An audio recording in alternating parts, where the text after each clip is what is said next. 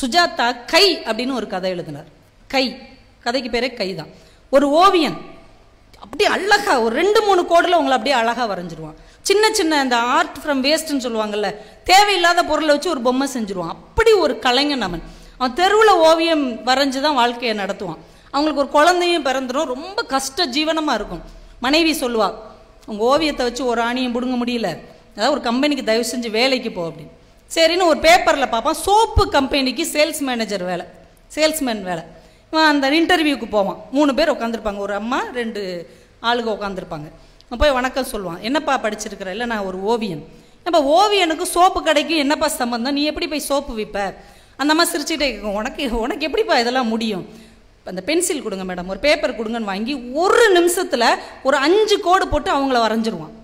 5 கோட்டில் அவங்கள அப்படி தத்ரூபம் வரைஞ்சோன்னு அந்த அம்மா மிரண்டு போய், என்னப்பா இப்படி வரைகிற? நான் உனக்கு 10க்கு 10 மார்க் போடுறேன் அப்படின்றவாங்க. மீதி 2 பேர் சொல்லுவாங்க, அவங்க சொல்கிறது இருக்கட்டும்ப்பா, உனக்கு இந்த வேலைக்கு என்ன சம்பந்தம்? அவன் சிரிச்சுக்கிட்டே சொல்லுவான், 3 பேருமே என்னை செலக்ட் பண்ண மாட்டேன்னு சொன்னீங்க, இப்போ நான் வரைஞ்ச உடனே இந்த அம்மாவுக்கு என்னை பிடிச்சி போச்சுல்ல, அது மாதிரி நான் அந்த ஒவ்வொரு கடையிலையும் போய் ஏதோ ஒரு வகையில் நான் படம் வரைஞ்சி அவங்க மனசில் இடம் பிடிச்சிருவேன், அப்புறம் ஆர்டர் வாங்கிடுவேன். பரவாயில்ல, கொஞ்சம் நியாயமாக தான் உன்னுடைய கருத்தை சொல்கிற, ஆனால் 500 ரூபாய் நீ அட்வான்ஸ் கட்டணும், ஒரு 10 நாளைக்குள்ளே நீ கெட்டு, உனக்கு நாங்கள் டைம் தர்றோன்றாங்க. 10 நாளைக்குள்ளே நான் 500 ரூபாய்க்கு எங்கே போவேன்? 500 ரூபாய் கெட்டு இந்த வேலை உனக்கு அப்படின்றவாங்க. வீட்டுக்கு போய் என்னென்னமோ பண்ணி பார்ப்பான், இருக்கிற சின்ன பொருட்களெல்லாம் விற்று பார்ப்பான், 500 ரூபா கிடைக்காது. மனைவியும் மகள்கிட்டையும் ஒரு ஐடியா சொல்லிட்டு ஒரு பார்க்குக்கு போயிடுவான்.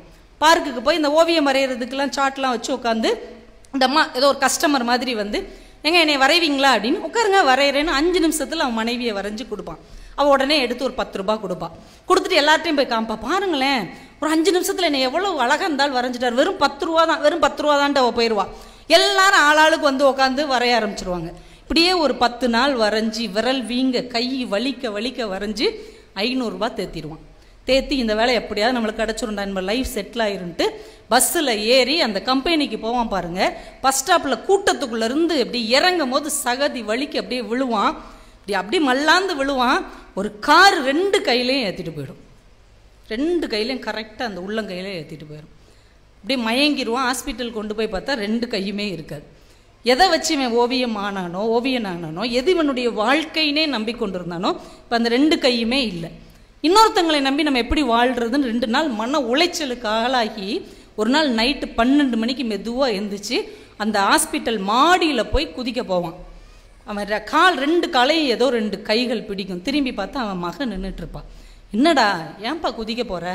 ஏன்பா சாக போகிற? அப்பாவுக்கு கையே இல்லைல்லம்மா, அப்பா எப்படிம்மா வாழ முடியும்? இந்தாப்பா என் 2 கையை வச்சுக்கிட்டு வாழ்ப்பா அப்படிங்க வந்து பிள்ளை. அவருக்கு அப்படியே மனசே கேட்காது. சரிடா வாடா உனக்காக நான் வாழ்கிறேன்டான்ட்டு வீட்டுக்கு வந்து வாயில் ப்ரஷ் வச்சு வரைய பழகுவான்.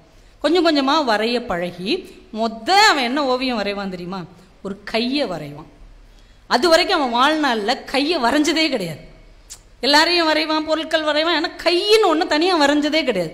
ஆனால் வாயிட்ட ப்ரஷ் வச்சு மொத பழகி அவன் கையை வரைவான். இது பாப்பா கேட்கும், என்னதுப்பா கை வரைஞ்சிருக்க, இது யாரோட கை? அதுக்கு அவன் ஒரு பதில் சொல்லுவாங்க, யாரோட கையா இருந்தா என்னம்மா? கையுமா. யாரோட கையா இருந்தா என்னம்மா? அது கையுமா. ஏன்னா தன்னிடம் இப்போது கை இல்லை என்பதை அது இல்லாத போதுதான் அவனால் உணர முடிந்தது என்று சுஜாதா அந்த கதையை முடித்திருப்பார். இப்போ நம்ம கிட்ட அந்த கை இருக்கிற வரைக்கும் எனக்காவது உணர்ந்திருக்கோமா? ஆனால் அந்த கையில் ஒரு வலி வரும்போது தான் ஐயோ கையின்னு ஒன்று இருக்குன்னே நம்மளுக்கு தெரியும். அது மாதிரி தான் நல்ல உறவுகள், நல்ல நண்பர்கள், நல்ல மனிதர்கள், நல்ல பழக்கங்கள் நம்ம கூட இருக்கும்போது அதோட அருமை நமக்கு தெரியவே தெரியாது. அப்படி ஒன்னே இல்லைன்ற ஒரு சூழ்நிலை வரும்போது தான் அதோடைய அருமை தெரியும்.